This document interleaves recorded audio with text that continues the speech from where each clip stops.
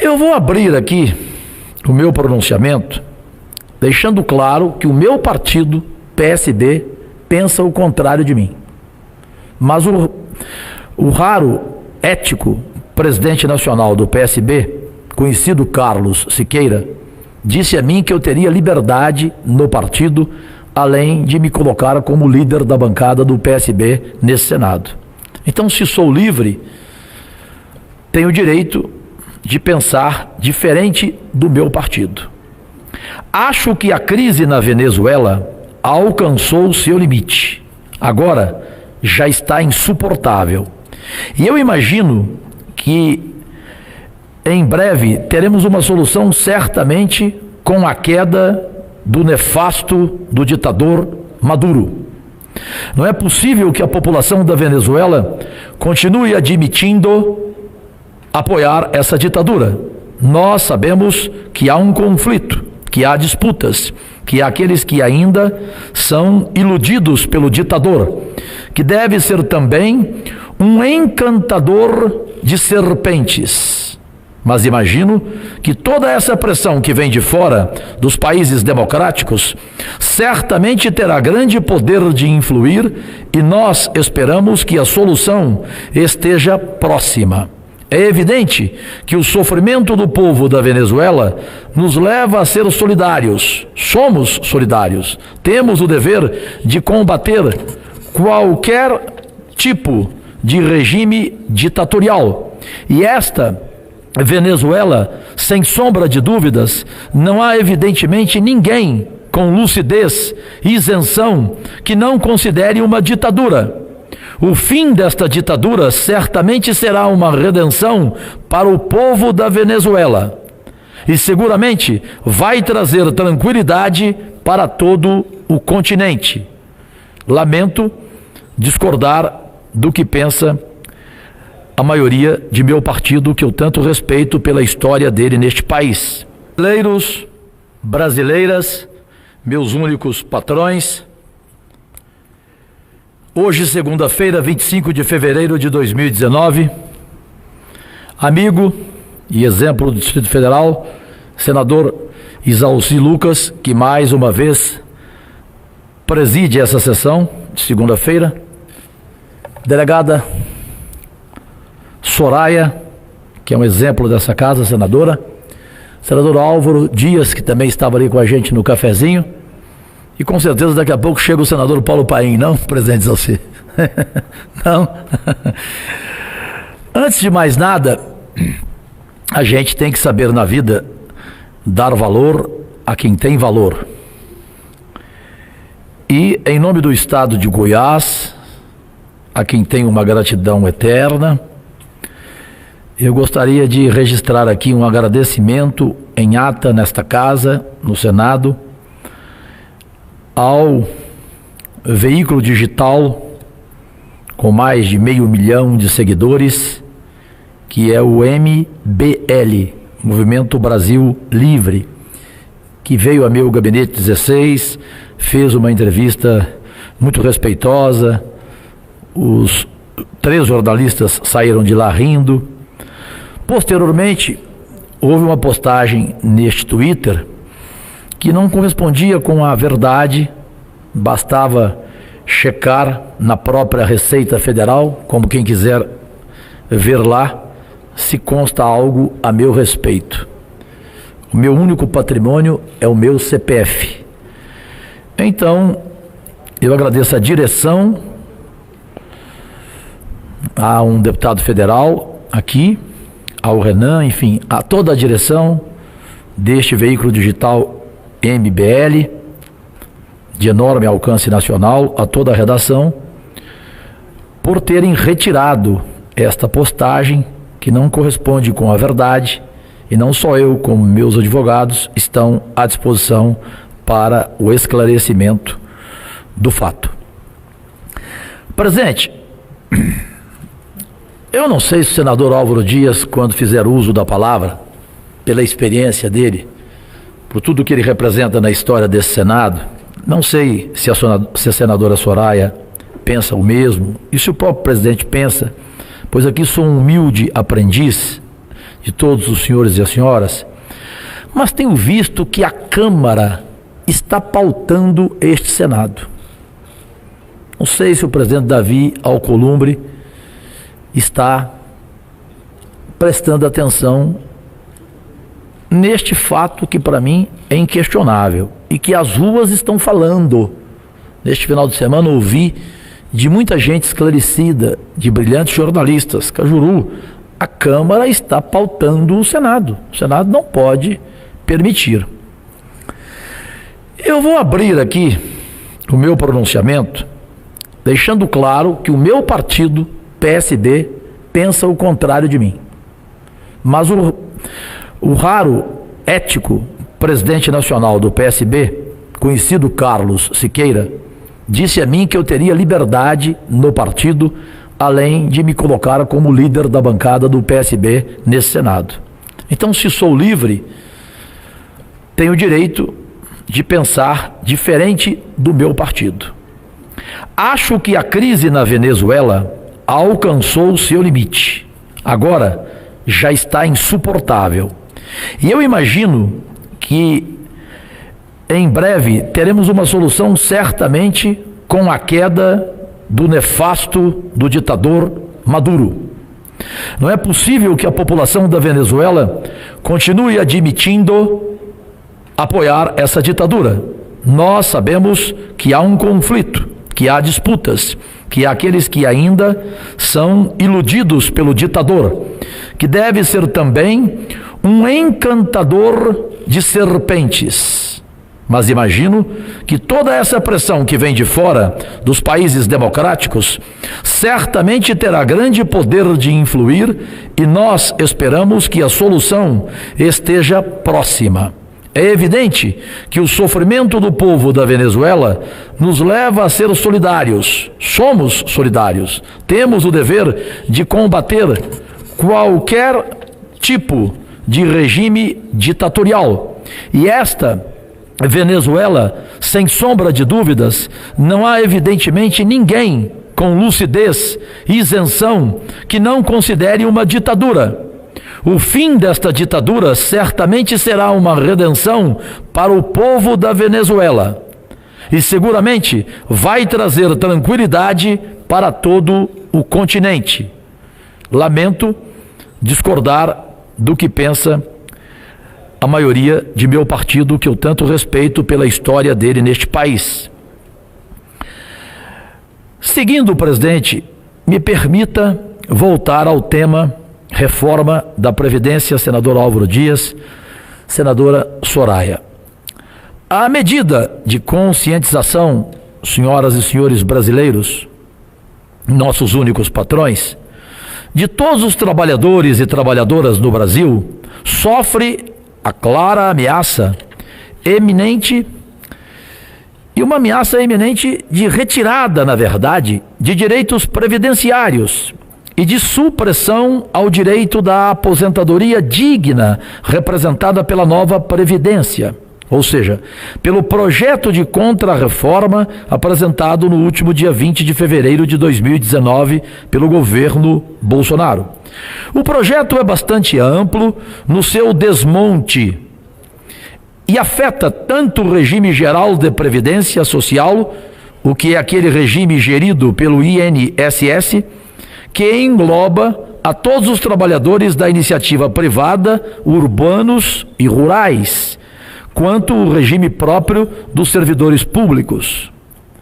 Para ser breve em meu pronunciamento, escolhi tratar exclusivamente das mudanças nas aposentadorias do regime geral, e essa escolha, ela tem como fundamento o fato de que, com certeza, se aprovada, este será um desmonte, senador Álvaro Dias, ou Álvaro todos os dias, um desmonte sem precedentes do sistema público de previdência, organizado pelo sistema de repartição solidária, conforme previsto na Constituição de 88, embora o governo Bolsonaro tenha anunciado esse projeto como nova previdência, entre aspas. O que nós percebemos é que ele segue as exatas diretrizes do projeto da reforma da Previdência proposto no governo corrupto de Temer, a PEC 287 de 2016, que foi derrotada politicamente graças à organização, mobilização e resistência da classe trabalhadora, que organizou por meio das mulheres os 8 de março de luta e a greve geral em abril. Pois bem, governo Bolsonaro segue as 3 linhas mestres desse projeto. Quais são? Ou quais sejam: instituição de uma idade mínima para a aposentadoria no regime geral de previdência, aumento do tempo de contribuição mínima para acesso a uma aposentadoria e mudança nas fórmulas de cálculo para que o valor inicial pago ao segurado seja reduzido. Vamos tratar de cada uma delas de forma separada, proponho, nesta casa de debates. Inicialmente, é preciso dizer, de acordo com o projeto, que haverá instituição no regime geral de previdência da idade mínima de 65 anos para homens e 62 anos para mulheres. É importante dizer que a instituição será a progressiva, começando com 61 anos para homens, 56 para as mulheres, com um período de transição de 12 anos. Se o projeto do Temer já era bastante gravoso no sentido de diminuição de direitos, o de Bolsonaro é ainda mais severo, a meu humilde ver. Porque o período de transição do governo Temer se estendia durante 21 anos. O período de transição previsto na proposta do governo Bolsonaro é de 12 anos. Aqui, então, a gente já ressalta a instituição de uma idade mínima no regime geral, com completa desconsideração para com as múltiplas realidades existentes no Brasil, inclusive com situações em que periferias e regiões em que diversos estados brasileiros sequer alcançam a expectativa de vida de 60 anos. Então, logo, é algo muito cruel e muito prejudicial aos trabalhadores e às trabalhadoras. Só que, conforme nos lembra a professora Deise Martins, que ali muito ontem, a estratégia do governo Bolsonaro ter sido ressaltar exclusivamente uma questão de idade mínima, inclusive ocultando o fato que também prevê idades mínimas para professores e trabalhadores rurais no montante de 60 anos, e para policiais federais, civis, agentes penitenciários e agentes socioeducativos no montante de 55 anos, de qualquer forma, o governo tem divulgado propositalmente a polêmica em torno da idade mínima, porque, na verdade, isso, senador Álvaro Dias, senadora Soraya, senador Fernando Bezerra, tão bem escolhido como líder do governo, senador Plínio, que sempre sobe nesta tribuna com muita propriedade. Raciocinem comigo, por fineza, um humilde debatedor do tema principal desta casa, sempre quando chamado pelo presidente Zalci Lucas. Então, o governo tem divulgado propositalmente a polêmica em torno da idade mínima, porque, na verdade, isso oculta, escamoteia os outros pilares de desmonte da Previdência, representados pelo aumento do tempo de contribuição e pela mudança na fórmula de cálculos. Aqui nós temos que dizer que a instituição da idade mínima é só o começo da tragédia, é só um anúncio, porque ela vem conjugada com a segunda medida, que é o aumento do tempo de contribuição mínima para o acesso a uma aposentadoria, de 15 para 20 anos. Prestem atenção, de 15 para 20 anos. Aqui eu gostaria, na conclusão, de lembrar a diferença do conceito de tempo de contribuição e de tempo de serviço. É comum que as pessoas trabalhem durante muito mais anos do que realmente elas têm de tempo de contribuição, porque só são computados como tempo de contribuição os meses em que efetivamente há a contribuição para o INSS. Então, em todos os vínculos informais que a pessoa teve ao longo de sua vida, todos os contratos precários de trabalho, toda a existência do desemprego não fazem parte do cálculo da aposentadoria. Só se computa o tempo de contribuição efetivamente pago. Essa já é uma problemática bastante acentuada numa realidade do mercado de trabalho marcado pela alta rotatividade da mão de obra, pelo desemprego, pela informalidade, pela absoluta precariedade e precariedade dos vínculos de emprego. Esses já seriam problemas, mas quando a gente faz uma análise comparativa com a dinâmica de concessão da aposentadoria hoje em dia, isso se revela muito perverso.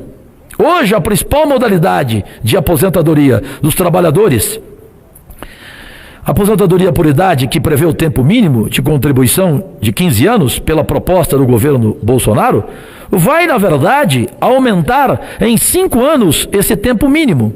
E de acordo com os dados do DIEESE, Departamento Intersindical de Estatística e Estudos Socioeconômicos, aumentando em 5 anos, eu vou estar excluindo da proteção previdenciária 60%. Atentem-se, brasileiros e brasileiras. Vamos excluir da proteção previdenciária 60% da classe trabalhadora. Bom, aí então, instituição de idade mínima, aumento do tempo de contribuição, ok. Mas com essas duas performances, quanto que seria, pergunto eu, a minha aposentadoria? E aqui a gente entra, para finalizar, numa questão que é muito pouco debatida quando se fala sobre reforma da Previdência, que é a mudança na forma do cálculo dos benefícios.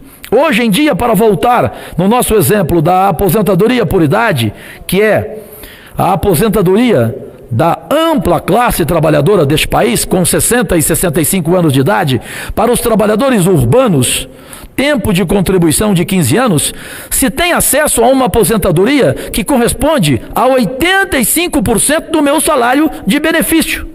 Aí eu atinjo 100% quando eu completo 30 anos de tempo de contribuição. Pois bem, pelo governo Bolsonaro, com as mudanças propostas, com 20 anos de tempo de contribuição, as idades mínimas de 62 e 65 anos, eu vou ter acesso, atenção, pasmem, a 60% do salário de benefício, o que representa uma redução percentual de 25% no valor inicial da aposentadoria. Mas a maldade não para por aí, porque para ter acesso a 100% da aposentadoria, serão necessários 40 anos de tempo de contribuição, ou seja, 10 anos mais que hoje é normalmente previsto. Conclusão, vamos refletir. Uma frase simples: vamos trabalhar mais e ganhar menos. Não vejo por outro lado. A gente vê então, portanto, que essa conformação, ela diminui o grau de proteção previdenciária e penaliza, sobretudo, os trabalhadores mais marginalizados, mais precarizados. E também é importante lembrar, a redução acontecerá em virtude da mudança do cálculo da fórmula do benefício. Hoje, para se calcular o valor da aposentadoria, eu consigo dispensar, deixar de fora 20% das contribuições, que são as contribuições mais baixas. Mas, pelas mudanças propostas na nova Previdência, eu vou considerar a totalidade das contribuições da vida do segurado, 100% delas. o que efetivamente conclui-se que reduz o valor do benefício. Aqui nós só tratamos das aposentadorias eletivas, mas ainda será preciso falar e debatermos aqui sobre a aposentadoria por invalidez, que é uma modalidade que decorre de uma tragédia, de um evento grave que ocorre na vida do segurado, que faz com que ele perca a sua capacidade para trabalho e seja insuscetível de reabilitação para outras funções, para outros trabalhos. Hoje essa modalidade de aposentadoria é paga no percentual de 100% do salário de benefício, porque, como eu disse, ela não é uma escolha, ela decorre de uma tragédia, de um fato grave que ocasiona a perda de capacidade para trabalho. Pois bem, na proposta da reforma do governo do Bolsonaro, a aposentadoria por invalidez vai seguir as regras gerais das aposentadorias, ou seja, para todos entenderem todas no Brasil e aqui nesse Senado, será paga na modalidade de 60% do salário de benefício, quando não decorrer de acidente de trabalho ou de doença profissional, ou também do trabalho. Isso significa que o segurado que for acometido, por exemplo, de uma doença grave, contagiosa ou incurável, por exemplo, se ele tiver câncer e se aposentar por invalidez, somente 60% do salário de benefício só virá a receber a mais se tiver mais que 20 anos de tempo de contribuição. Aí eu pergunto, quanto a mais, senador Fernando Bezerra, líder do governo? 2% a mais para cada ano que ultrapasse os 20 anos como tempo mínimo, fechando-o de vez. Com tudo isso, quero alertar para as graves mudanças que estão sendo planejadas para a previdência do trabalhador e da trabalhadora. Não há mudança no sentido de promoção de igualdade, do bem-estar, da justiça social, o que é uma transferência para os trabalhadores e das trabalhadoras da conta gerada pela grave situação da dívida pública brasileira. Eu gostaria de pedir que essas pessoas acessem os conteúdos disponíveis, sobretudo no canal da Auditoria Cidadã da Dívida, que certamente o senador paranaense Álvaro Dias sempre lá confere cada detalhe, porque lá fornece materiais de ótima qualidade para a gente entender que não existe um déficit, um rombo na Previdência. O que existe é um roubo da Previdência.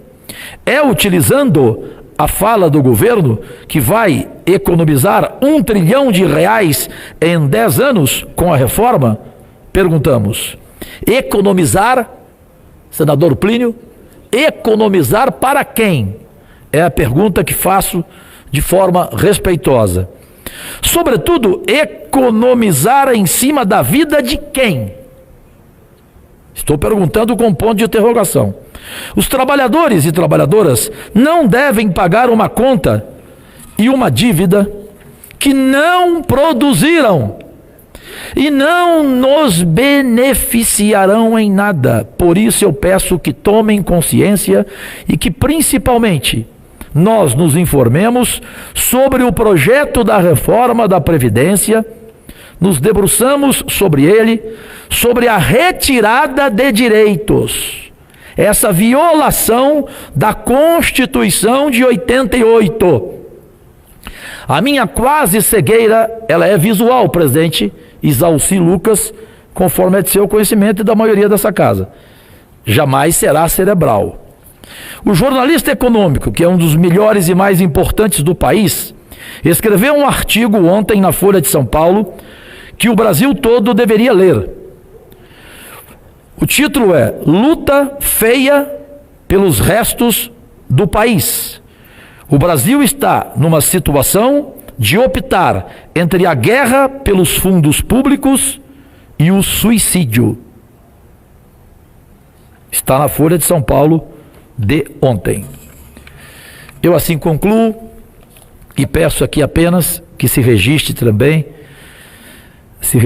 porque eu sei do conhecimento de alguns e do respeito de todos aqui dessa casa e todas, de um jornalista esportivo brasileiro, paulista, conhecido na televisão pelo seu estilo único, porém combatente. Foi jornalista da Folha de São Paulo, foi do Jornal da Tarde, foi da Sport TV, enfim, do rádio, fazia mesas redondas e comandava com brilhantismo.